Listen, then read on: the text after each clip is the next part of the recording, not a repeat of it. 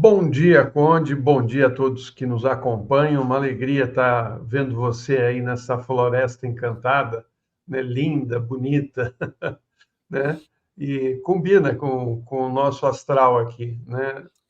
Nós que somos defensores da floresta, né? Do meio ambiente, então faz todo sentido. Tá se preparando, Florestan, para cobrir a COP em Belém em 2026? Não sei, se o Léo me convocar, estarei lá. Você Vamos tem que ver estar como é que lá. vai ser. A Não, floresta na floresta. é, é, O Floresta na aí floresta. Aí a decisão da diretoria do 247, né? O que eu acho só é que eu gostei muito da ideia do Aloysio Mercadante, aquela proposta que ele fez, né? Porque o BNDES que toca o Fundo Amazônico, né? E aí ele fez a proposta do reflorestamento. Lógico que se envolve muito dinheiro, mas é uma coisa legal de você reflorestar o que foi desmatado pelo governo Bolsonaro. E aí eu acho até que ele poderia chamar o Sebastião Salgado, que fez isso na região onde ele nasceu. O pai dele tinha uma fazenda e preservava a floresta em Minas Gerais, no interior de Minas.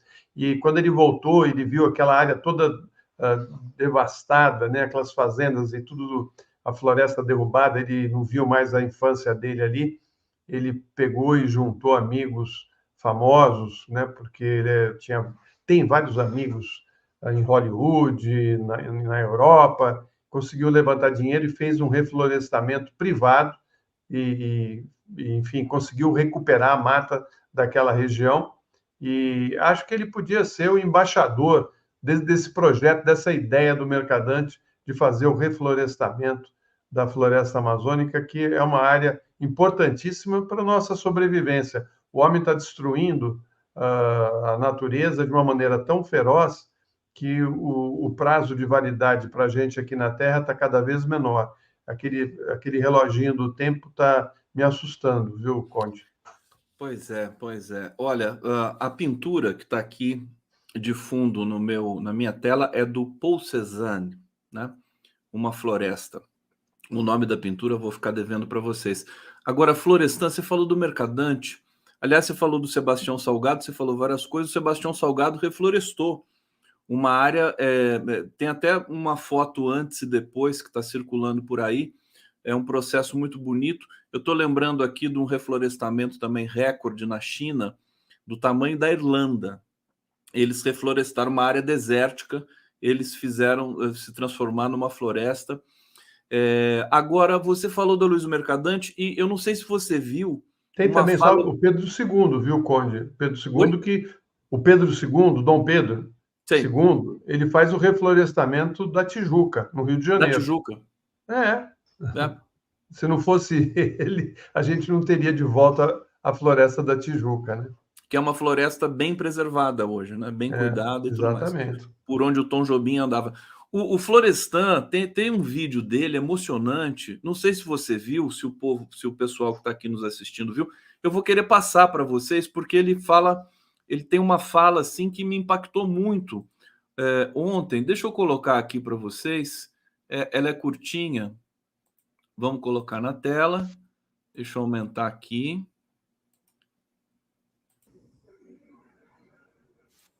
Tem duas coisas só que eu preciso falar que eu não posso sair daqui sem falar. Uma é o seguinte: hoje é dia dos desaparecidos. Então,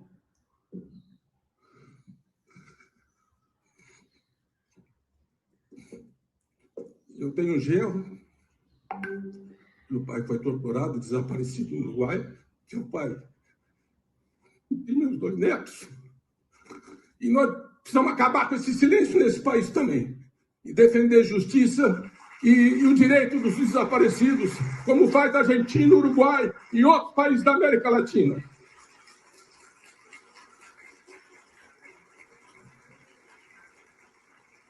Olha, foi uma fala, acho que no BNDES. Sentiu a indignação do Florestan? Que bonito isso, o Florestan. O Mercadante, ele perdeu, né, entes queridos nessa questão da ditadura militar, desaparecidos e tudo mais, e está pedindo, né, para que se tenha atenção com isso, né?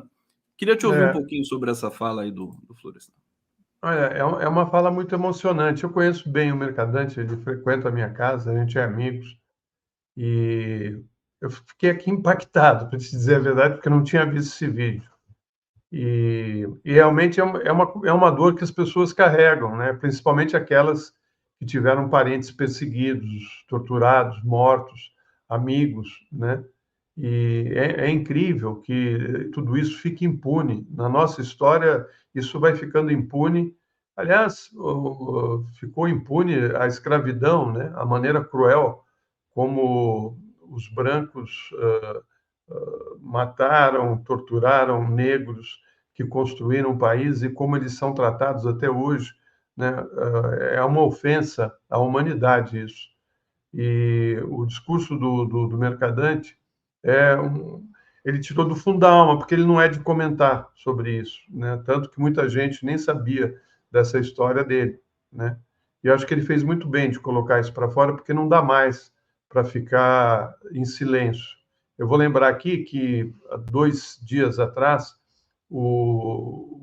alguns oficiais, generais, inclusive, do golpe do Pinochet, foram condenados. Depois de 50 anos, eles foram condenados, e um deles, que estava com 85 anos, quando a polícia tocou a campainha para levá-lo preso pela morte de um dos maiores compositores e cantores da história da América Latina, que era o Vítor Jara, foi morto de uma maneira cruel, cruel. Foi preso no Estádio Nacional do Chile, em Santiago, e houve uma crueldade assim que não quero nem repetir aqui o que fizeram com um jovem de 44 anos, que era um grande músico, um grande cantor, admirado por todos que vivem na América Latina e que conheceram a obra dele. E aí esse general pegou uma arma e, para não ser preso, se matou. E o que aconteceu na Argentina também é um exemplo que o Brasil deveria seguir, porque se a gente não der um freio, eles vão voltar e vão repetir. Nós estivemos muito perto de repetir essa história no Brasil novamente. Portanto, é hora de colocar a questão das Forças Armadas agindo contra a sua própria população. Eles são funcionários públicos que deveriam defender o povo brasileiro. Essa é a sua função, e defender as fronteiras, enfim, eles devem isso à nação, não atacar a democracia e atacar os civis. Eles tratam, você falou aqui, a gente precisa, parece óbvio, mas precisa ser enunciado isso, né? Tratam o povo como inimigo, né? É uma coisa tão estranha que isso ocorra no Brasil. Eles não têm inimigo externo, eles têm inimigo interno. Eu nunca vi isso. Pois é. Quer dizer, agora, bom, Florestan, a PEC que está ali sendo encaminhada no Senado, o ex-governador da Bahia, Jacques Wagner, que hoje é senador, deu uma coletiva ao lado do Zé Múcio Monteiro, ministro da Defesa, falando sobre essa proposta de emenda constitucional que visa tirar os militares da cena política, né?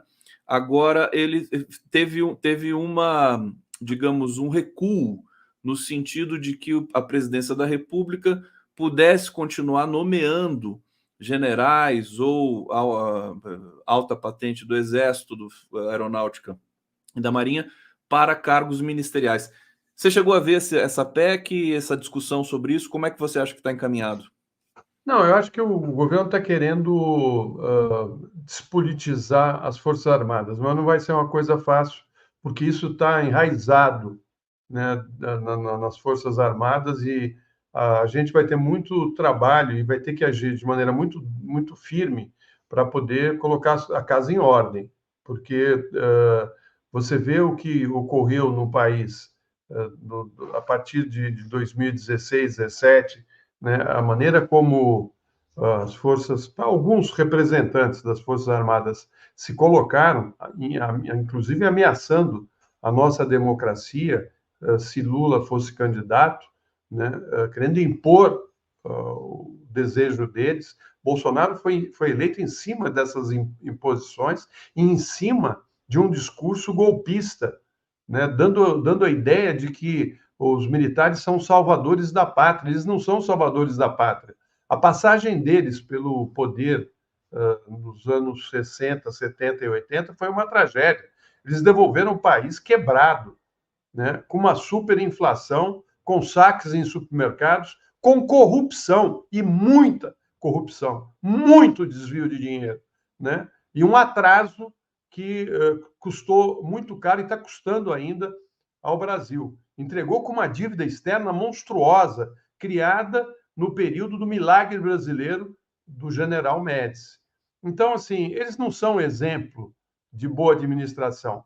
Basta ver que o Bolsonaro encheu o seu governo de militares, generais, tenentes, coronéis, eram cerca de 10 mil militares, em todos os cargos, quase, da administração, e alguns, como alguns não, muitos, nem na época do regime militar tinha tanto militar em ministério. E ministério que é civil. E acho que o pior exemplo foi o Pazuello no Ministério da Saúde. Né? Aquilo foi uma afronta à nação, uma afronta por tudo que aconteceu na pandemia. E eles vão ter que se explicar. Pazuello deveria se explicar a respeito das 700 mil mortes, do negacionismo, da manipulação na compra de vacinas, das pessoas que morreram por falta de oxigênio em Manaus. Você tem uma pilha de questões que deveriam ser apuradas e julgadas. Eles deveriam responder, né? Não pela ineficiência, mas, além da ineficiência, a manipulação da questão de falar para o cara tomar cloroquina para combater a Covid, para não usar máscara, para não ter distanciamento. Né? O Brasil, pelo menos, a metade das pessoas que morreram porque o governo, ao invés de acompanhar o que as recomendações da própria ONU, né, de distanciamento, uso de máscara, vacina e tal, fez tudo ao contrário, né? E então, assim, eu acho que foi um erro do governo ter retirado esse ponto de que militar não deveria. Militar, se tiver que estar em algum cargo, é em cargos ligados à função deles. Eles não têm nada que se meter em outras áreas, educação, saúde, transportes, ciência e tecnologia. Não tem que se meter nisso. Né? Não é a praia deles. E, enfim, mas essa é uma discussão longa, né? Nós temos outras coisas para falar. Florestan, justamente por isso, justamente por essa questão de uma possível punição, investigação, que eu acho que vai acontecer, está acontecendo contra o Pazuello, Braga Neto e tantos outros assim, militares ligados a Bolsonaro, a quadrilha Bolsonaro. Nós vimos que ontem teve aquele depoimento coletivo em que o Bolsonaro ficou em silêncio, que pegou muito mal para o próprio Bolsonaro, todo mundo comentando isso hoje, ontem também. Mas a pergunta que eu te faço é o seguinte: quem está, de uma certa maneira, não conduzindo todo esse processo, mas monitorando com extrema competência é o Flávio Dino, ministro da Justiça. E o Flávio Dino, hoje, né, há muitos rumores de que ele poderia ser indicado ao STF pelo presidente Lula. Eu sou contra, já vou dizer de cara que eu sou. Por que eu sou contra? Porque ele está ótimo onde ele está. Eu vi a entrevista que ele deu na Globo News, ele dizendo exatamente isso, falando: estou tão feliz aqui onde eu estou, mas ao mesmo tempo dizendo que é o equivalente a um jogador ser convocado para a seleção, a nomeação para a STF. O que você sabe sobre isso? Conta para a gente, Florestan Fernandes. Olha, existe aí um zoom de que o nome do Flávio Dino seria uma solução para o Lula, por conta, inclusive, da disputa que está ocorrendo pela vaga da Rosa Weber, né? Eu, pessoalmente, preferia que fosse uma mulher, né? Porque essa é uma questão de gênero. Lula foi eleito graças ao voto feminino, e acho que a gente não deve ficar só no discurso, tem que ficar na ação, tentar levar o país para uma condição de igualdade entre homens e mulheres. Mas o presidente tem, acho que, uma outra visão nesse momento, e aí, por conta da disputa entre dois candidatos à vaga, veio aí o nome do Dino. E eu vou dizer para você, eu gostei muito dessa ideia do Dino ser ministro da Justiça. Vão falar, não, mas vai perder o melhor ministro da Justiça que nós tivemos, agora ele vai para o STF, imagina, né? Como é que ele vai abrir mão? Ele pode ser candidato a presidente, isso e aquilo. O Dino foi juiz, foi governador, foi deputado, senador, ministro da Justiça, tem 55 anos, é extremamente competente, tem experiência de vida, né, experiência junto ao povo mais pobre. E o Maranhão é um estado que essa questão da desigualdade é muito clara, você vê ali no dia a dia, pessoas passando dificuldade, né? Então o Dino conhece como poucos a questão da desigualdade no Brasil.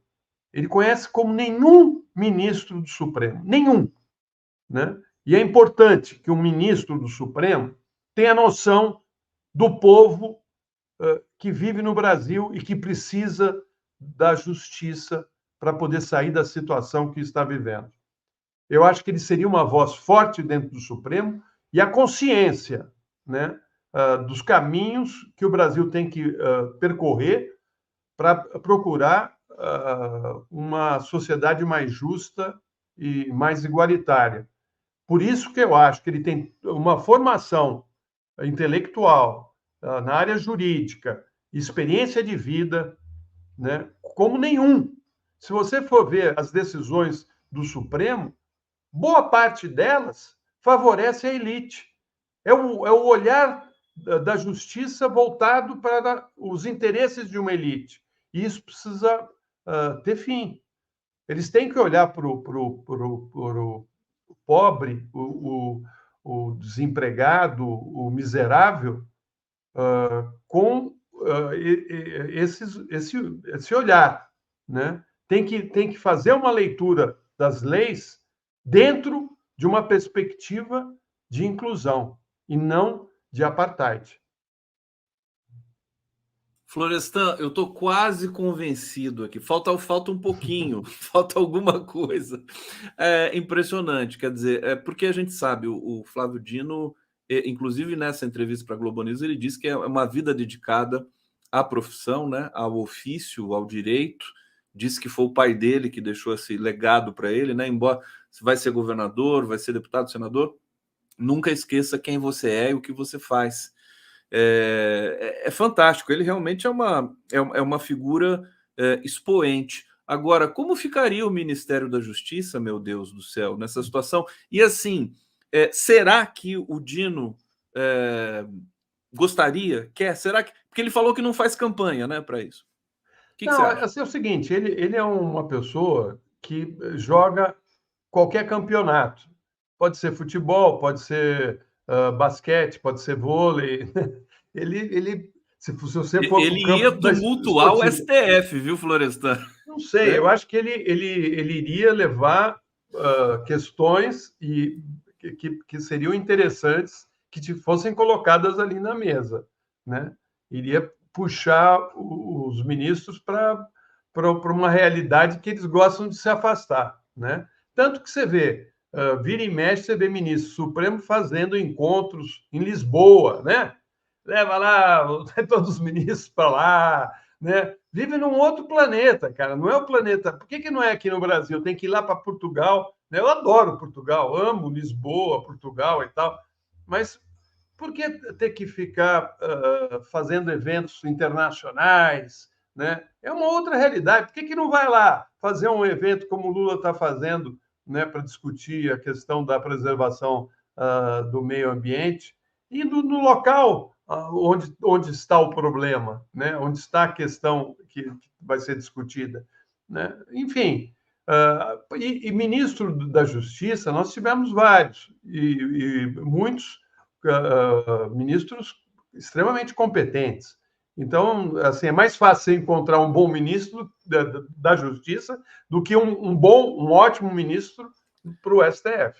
Olha, essa indicação, esse nome do Dino aí, acho que o Lula está com ciúme do Temer, viu? Porque o Temer indicou o Alexandre de Moraes e se transformou no maior nomeador do STF de todos os tempos, porque o Alexandre de Moraes ganhou um destaque muito grande. Então, o Dino, acho que teria um peso equivalente, né, ao Alexandre de Moraes, por tudo que você disse aqui. Adorei a fala do Florestan, quero saber de vocês aqui que estão nos acompanhando. Eu vou para o bate-papo aqui trazer alguns comentários. Olha só, Miriam Andrade, Reflorestan, boa. Renata se tornou membro aqui. Urgente criar uma espécie de cadeia escola de campanha, onde a pena para criminosos ambientais seria produzir mudas nativas e reflorestamento. Muito bom. Lídia Storino colaborando conosco. Roseli Gonçalves, para o STF, mulher negra e maconheira, seria tudo de bom. Tá aqui, adorei também. Lúcia Vovó, Flávio Dino já foi escolhido como substituto de Lula. Os que querem o insosso Haddad querem tirar o Dino do páreo. Tá aqui, democraticamente lida sua mensagem, Lúcia Vovó. Lídia Storino, mais uma vez. Espero ansiosa pela prisão do Pazuello, Bolsonaro e toda a quadrilha. Perdi minha filha com 33 anos. Deixou 3 filhos órfãos. Todo esse luto da pandemia, né? Toda essa ferida gigantesca, isso aí é um capítulo à parte. Florestan, vamos falar um pouco desse programa que o Lula apresentou ontem, o Brasil Sem Fome. No que ele difere, na sua leitura, daquilo que já foi produzido e com muito sucesso, né? Os governos democráticos do PT tiraram o Brasil do mapa da fome. Já foi comprovado isso, né? Vai tirar de novo, pelo que a gente está vendo. Mas existe alguma sutileza nessa nova ideia do governo Lula? Olha, vamos lá, né? O Lula chega à presidência da República em 2003. Ele é eleito presidente em 2002, durante o último mandato do Fernando Henrique, quando a Ruth Cardoso, uns anos antes, tinha colocado em prática, né, a comunidade solidária, que era já um caminho no sentido de combater a desigualdade e a fome. Um projeto muito bem feito, Comunidade Solidária da Dona Ruth Cardoso.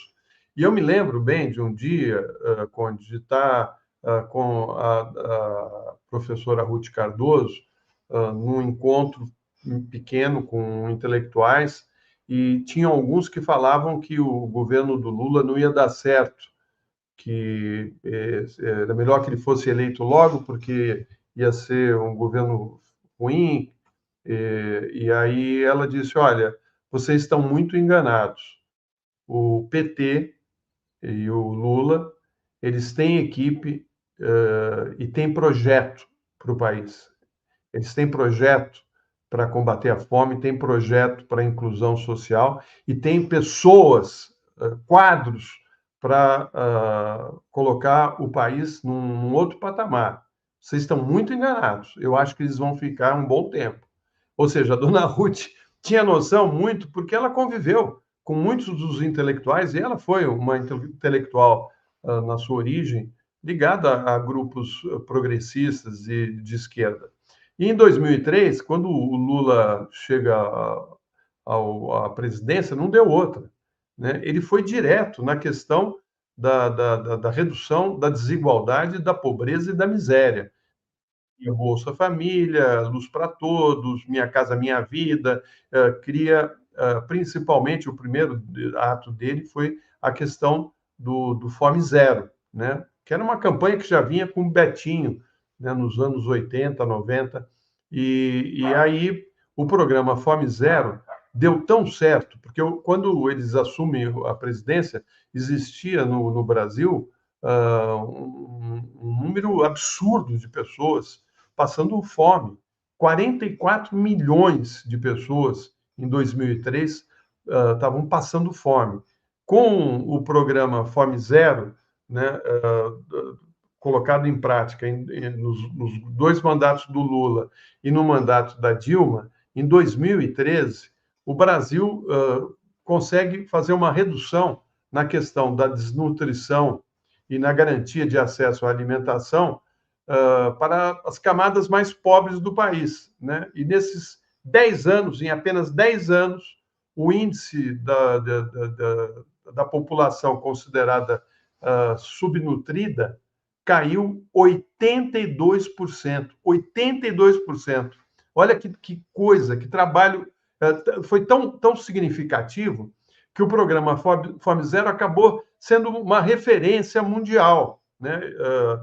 Sendo, inclusive, premiado na ONU e sugerido a outros países que implantaram um projeto muito parecido, né? Agora, depois do golpe de 2016, com a ponte para o futuro, a eleição do Bolsonaro, esses 4 anos do Bolsonaro, o que aconteceu? A fome, a desigualdade aumentaram de uma maneira absurda, num período curtíssimo. Você pega aí, de 2016 a 2022, você tem 6 anos. Em 6 anos, eles colocaram o Brasil de volta ao mapa da fome, com 33 milhões de pessoas malnutridas ou passando mesmo fome.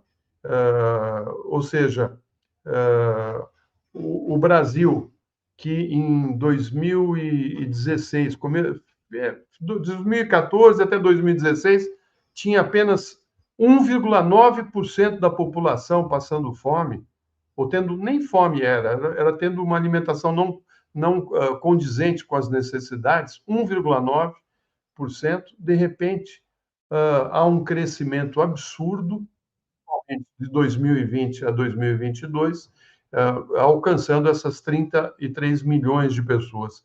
O que o Lula fez foi um projeto muito bem feito, que ele tem equipe, tem quadros para isso, fez um programa bem auspicioso, né, para reduzir a fome e a desnutrição no país, e envolvendo aí 24 ministérios e prefeituras, né? Porque ele está chamando as prefeituras para essa ação. É uma ação que vai unir os 24 ministérios e as prefeituras de todo o país, né? E aí são 3 eixos fundamentais, né? Que é o acesso à renda, à pobreza e à promoção da cidadania, a segurança alimentar e nutricional, a alimentação saudável, da produção ao consumo, e a mobilização para o combate à fome.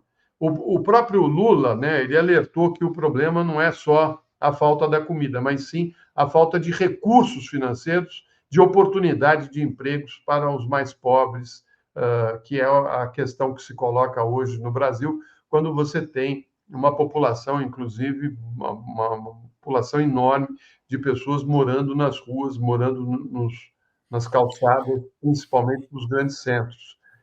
Eu acho que essa aí é a grande missão do Lula, sabe? Ele fala e repete isso, que é você reduzir a pobreza, a desigualdade e dar condições de vida digna para a nossa população, para os nossos irmãos. Agora, o Florestan, o terrível é que o Lula já fez isso uma vez, já realizou essa proeza de tirar o Brasil do mapa da fome, e as elites brasileiras mergulharam o Brasil de novo no mapa da fome. Vai ser diferente dessa vez? Será que o Lula deve se perguntar, né? Falou, tem que fazer alguma coisa para que dessa vez o Brasil saia do mapa da fome de novo e fique fora do mapa da fome. Não é, Florestan? Porque, na realidade, para nós é uma vergonha isso, né? Quando você tem aí tão rápido, né? Perder esse posto, né? O que é mais afrontoso é você ver que o Haddad queria criar o imposto para aqueles que têm dinheiro aplicado em offshores dentro e fora do Brasil, né? São os milionários, né? Os bilionários. Esses caras têm aplicado nesses paraísos fiscais, e mesmo aqui internamente, 800 bilhões de reais. É muito dinheiro, Conde. Por que eles querem esse dinheiro todo? Por que eles não querem pagar imposto? Por que o Congresso protege esses caras? Por que o Lira não quer fazer a taxação dessas grandes fortunas?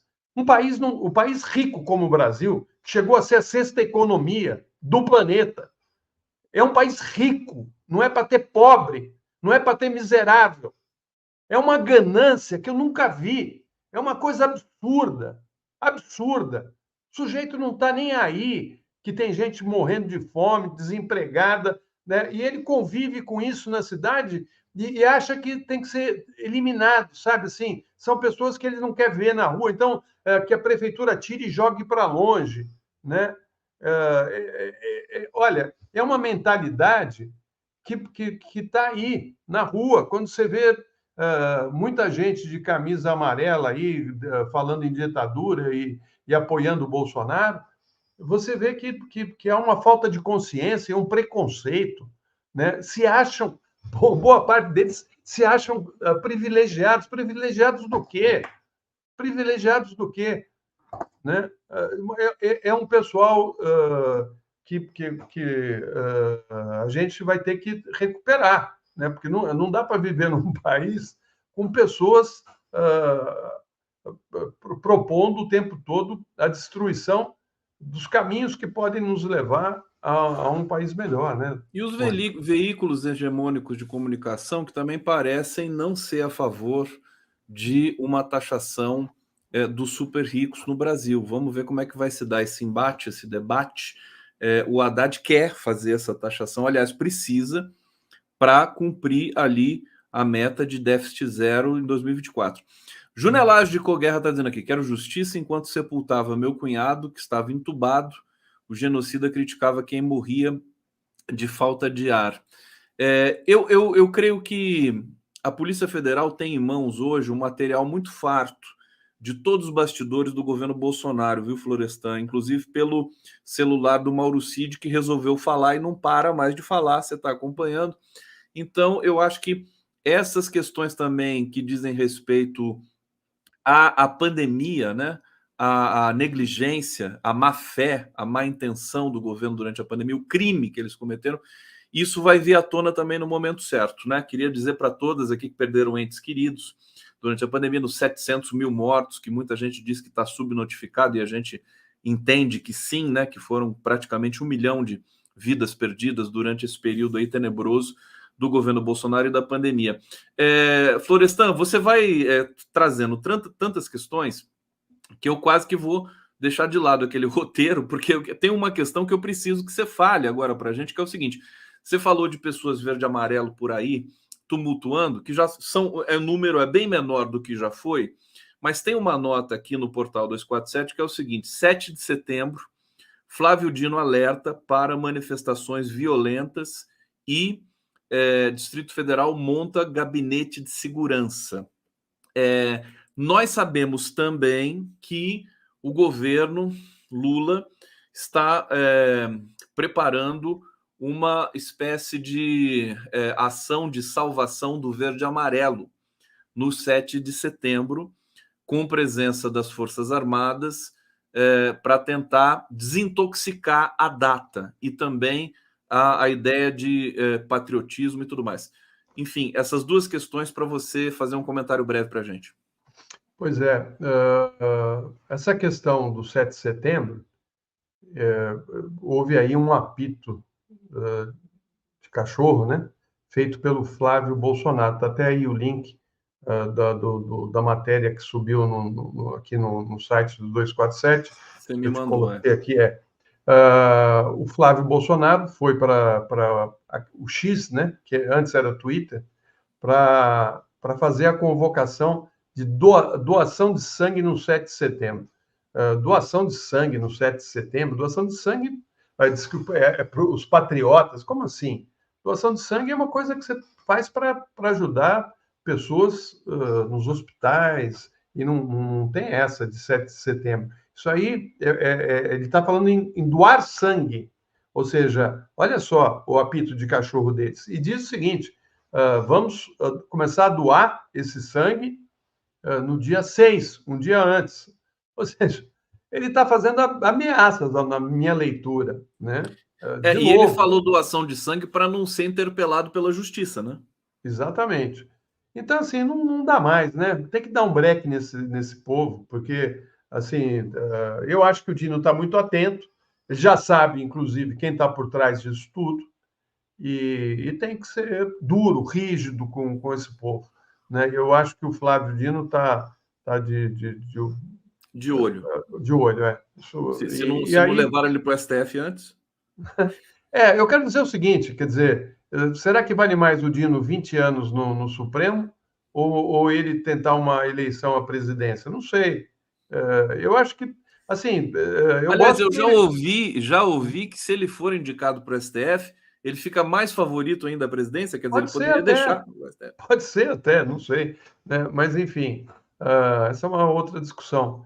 Eu acho que resgatar o verde e amarelo é uma tarefa, porque eu mesmo já não quero nem ver camiseta amarela, porque aquilo já me dá, né? Os caras transformaram aquilo num símbolo horrível.